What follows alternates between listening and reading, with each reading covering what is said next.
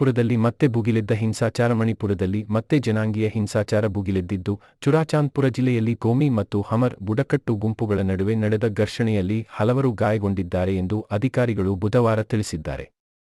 ಎರಡು ಸಮುದಾಯಗಳ ಪ್ರಮುಖ ಸಂಘಟನೆಗಳ ನಡುವೆ ಶಾಂತಿ ಒಪ್ಪಂದ ಏರ್ಪಟ್ಟ ಕೆಲವೇ ತಾಸುಗಳ ನಂತರ ಮಂಗಳವಾರ ತಡರಾತ್ರಿ ಚುರಾಚಾಂದ್ಪುರ ಪಟ್ಟಣದಲ್ಲಿ ಕಲ್ಲು ತೂರಾಟ ನಡೆದಿದೆ ಎಂದು ಅಧಿಕಾರಿಯೊಬ್ಬರು ಹೇಳಿದ್ದಾರೆ. ಪಟ್ಟಣದಲ್ಲಿ ಕೋಮಿ ಬಂಡುಕೋರ ಸಂಘಟನೆಯ ಧ್ವಜವನ್ನು ಗುಂಪೊಂದು ಉರುಳಿಸಲು ಯತ್ನಿಸಿರುವುದು ಮತ್ತೆ ಹಿಂಸಾಚಾರ ಭುಗಿಲೇಳಲು ಕಾರಣವಾಗಿದೆ. ಶಸ್ತ್ರಧಾರಿಗಳ ಗುಂಪುಗಳು ಕಲ್ಲು ತೂರಾಟ ನಡೆಸಿವೆ. ತಕ್ಷಣವೇ ಭದ್ರತಾ ಪಡೆ ಸಿಬ್ಬಂದಿ ಅಶ್ರುವಾಯು ಸಿಡಿಸಿ ಗಾಳಿಯಲ್ಲಿ ಹಲವು ಸುತ್ತು ಗುಂಡು ಹಾರಿಸಿ ಗುಂಪುಗಳನ್ನು ಚದುರಿಸಿದ್ದಾರೆ. ನಾಗ್ಪುರ ಗಲಭೆ ಸೂತ್ರಧಾರಿ ಬಂಧನ. ಸೋಮವಾರ ಸಂಜೆ ಇಲ್ಲಿ ನಡೆದ ಕೋಮು ಗಲಭೆಯ ಪ್ರಮುಖ ಸೂತ್ರಧಾರಿ ಎನ್ನಲಾದ ಸ್ಥಳೀಯ ರಾಜಕೀಯ ಮುಖಂಡ ಫಾಹಿಮ್ ಖಾನ್ ಅವರನ್ನು ಪೊಲೀಸರು ಬುಧವಾರ ಬಂಧಿಸಿದ್ದಾರೆ. ಅಲ್ಪಸಂಖ್ಯಾತ ಪ್ರಜಾಸತ್ತಾತ್ಮಕ ಪಕ್ಷದ ನಾಗ್ಪುರ ಘಟಕದ ಜಿಲ್ಲಾ ಅಧ್ಯಕ್ಷರಾದ ಫಾಹಿಮ್ ಖಾನ್ ಅವರ ಹೆಸರು ಗಣೇಶ್ ಪೇಟ್ ಪೊಲೀಸ್ ಠಾಣೆಯಲ್ಲಿ ದಾಖಲಾದ ಎಫ್ಐಆರ್ನಲ್ಲಿ ಅಧಿಕೃತವಾಗಿ ಸೇರಿಸಿದ ಕೆಲವೇ ತಾಸುಗಳಲ್ಲಿ ಅವರ ಬಂಧನವಾಗಿದೆ.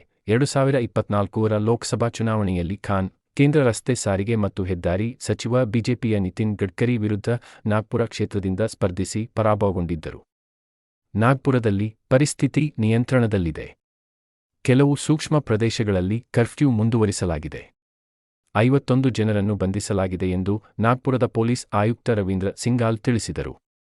हम लोग मिल रहे हैं लोगों से कि क्या सिचुएशन उनको क्या लग रहा है और इसमें हमारी इन्वेस्टिगेशन जो हो रही है उस इन्वेस्टिगेशन में सब सपोर्ट कर रहे हैं और हमारे सभी वरिष्ठ अधिकारी यहाँ पे आके बात कर रहे हैं उनसे।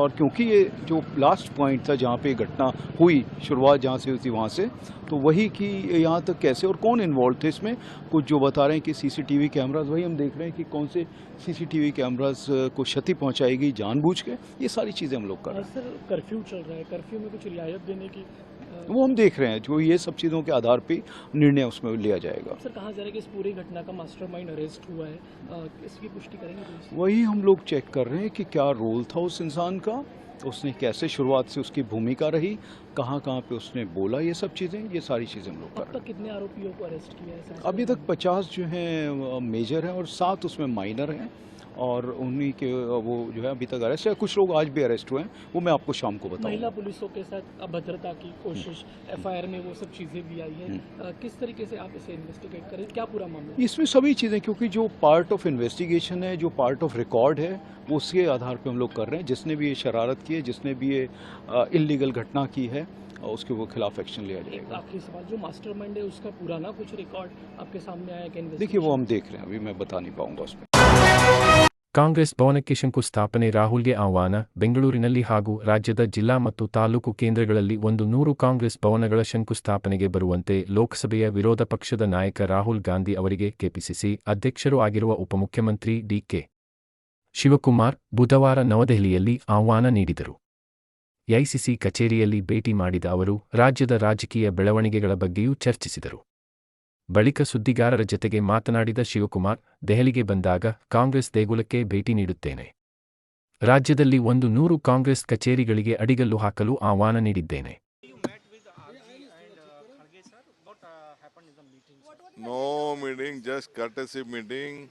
I have invited, we are building 100 Congress offices in Karnataka, in all the assembly level and the district level and state level.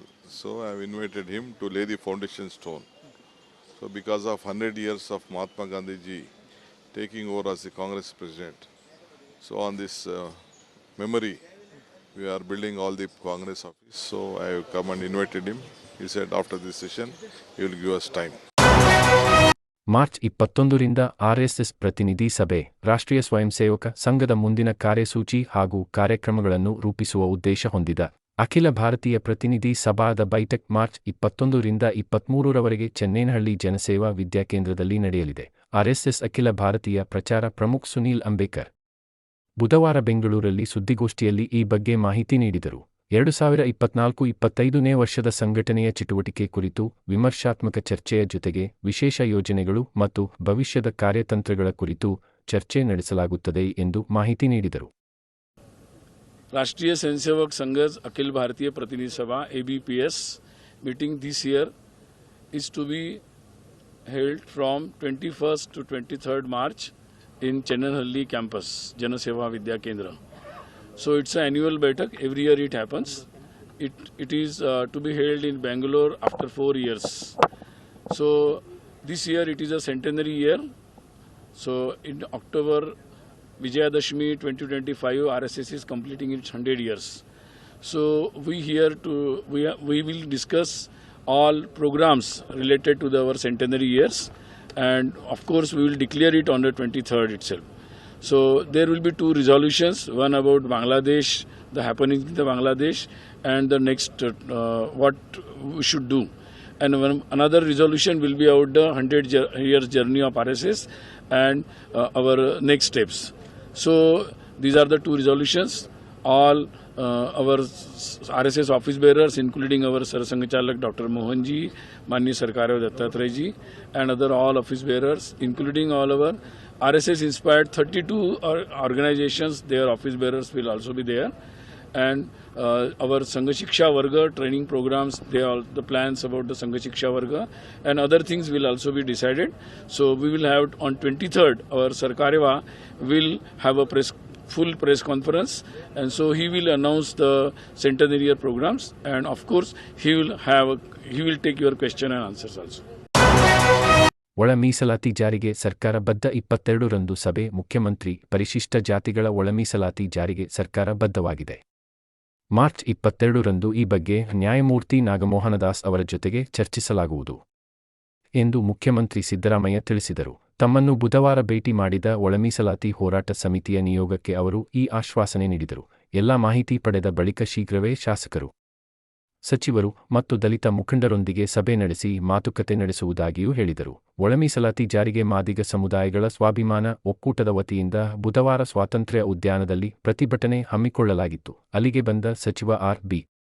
Timmapur ಮನವಿಯನ್ನು ಸ್ವೀಕರಿಸಿದ್ದರು. ಮುಖ್ಯಮಂತ್ರಿಯವರೊಂದಿಗೆ ಚರ್ಚೆಗೆ ಹೋರಾಟಗಾರರನ್ನು ಆಹ್ವಾನಿಸಿದ್ದರು. ಅದರಂತೆ ಹೋರಾಟಗಾರರ ನಿಯೋಗ ವಿಧಾನಸೌಧಕ್ಕೆ ತೆರಳಿತು.